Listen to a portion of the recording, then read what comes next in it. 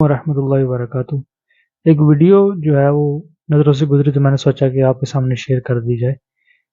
جو مولانا منظور احمد مینگل صاحب ہیں، ان کی ویڈیو سامنے آئی جس میں وہ کہہ رہے ہیں کہ انجینئر محمد علمی رضا صاحب اور جاوید احمد خاندی صاحب کو قرآن پاک پڑھنا نہیں آتا، وہ کون سے مدرسے میں گئے ہیں، ان کو کچھ آتا نہیں ہے، ویسے بڑی بڑی باتیں کرتے ہیں، بس اونچی باتیں کر سکتے ہیں۔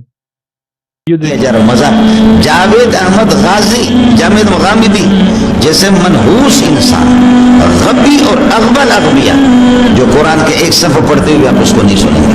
یہی مرزا محمد علی کا حال ہے، یہی آپ کے شیرانی صاحب کا حال ہے۔ دنیا میرے دوست آپ نے ویڈیو دیکھی ہوگی جس میں مولانا منظور احمد مینگل صاحب کہہ رہے ہیں کہ ان کو کچھ آتا ہی نہیں ہے۔ اگر دیکھا جائے کہ ایسے غلطیاں نکالنے لگ جائیں تو یہ کیا کرتے ہیں، ایک مکتبہ فکر والا ہے وہ دوسرے مکتبہ فکر والے کو بری نظر سے دیکھتا ہے اور اس کی غلطیاں تلاش کرنے میں رہتے ہیں۔ اگر غلطی نکالنی بھی تھی سب سے پہلے جو بانی دو بند ہیں مفتی تقی عثمانی صاحب، جب انہوں نے غلطی کی تھی سورۃ توبہ کی وہ آیت پڑھ رہے ہیں تو انہوں نے صحیح نہیں پڑھی اور ترجمہ بھی ان کو مطلب نہیں آ رہا تھا، پیچھے جو شخص کھڑا تھا حافظ صاحب کھڑے تھے وہ ان کو بتا رہے تھے۔ اگر غلطی نکالنی ہوتی تو جو رول ہے سب کے لیے ایک ہونا چاہیے، غلطی سب کے سے ہو سکتی ہے، یہ ایسی بات نہیں ہے۔ یا ویڈیو دیکھیں اس کے بارے بات کرتے ہیں۔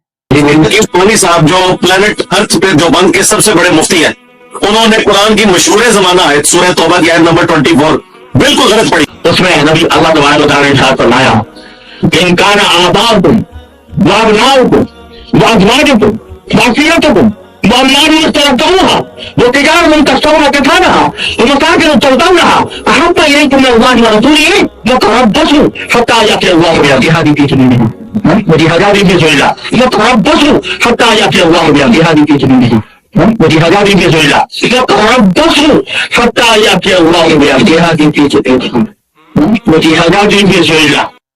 جی تو میرے بھائیوں، آپ نے ویڈیو دیکھی ہوگی جس میں مولانا تقی عثمانی صاحب جو مکتبہ دیوبند کے جو بہت بڑے عالم ہیں فنس میں سورۃ توبہ کی آیت پڑھ رہے تھے تو انہوں نے صحیح نہیں پڑھی، تو دوسرے جو پیچھے سے حافظ صاحب ہیں وہ ان کو بتا رہے تھے کہ یہ ایسے ہے ایسے، وہ ان سے پوچھ رہے تھے۔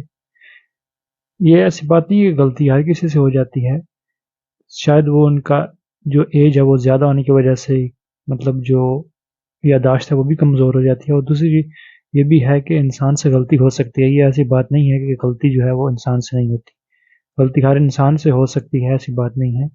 رول جو ہے وہ سب کے لیے ایک ہونا چاہیے۔ اگر آپ سامنے والا جو مخالف ہے اس کی غلطی نکالتے ہیں تو اپنی بھی غلطی نکالیں۔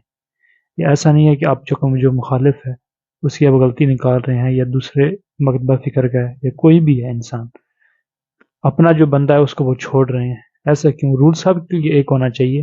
مفتی صاحب جو بہت بڑے مدرسے میں بھی پڑھے ہیں، سب کچھ انہوں نے کیا ہے، صرف و نحو گرامر سب کچھ کیا ہوا ہے، اس کے باوجود ان کی قرآن میں غلطی نکل آئی ہے، یادداشت ان کی کمزور ہے، ایسی بات نہیں ہے۔ اگر رول ہو تو سب کے لیے ایک ہونا چاہیے۔ جزاک اللہ خیر۔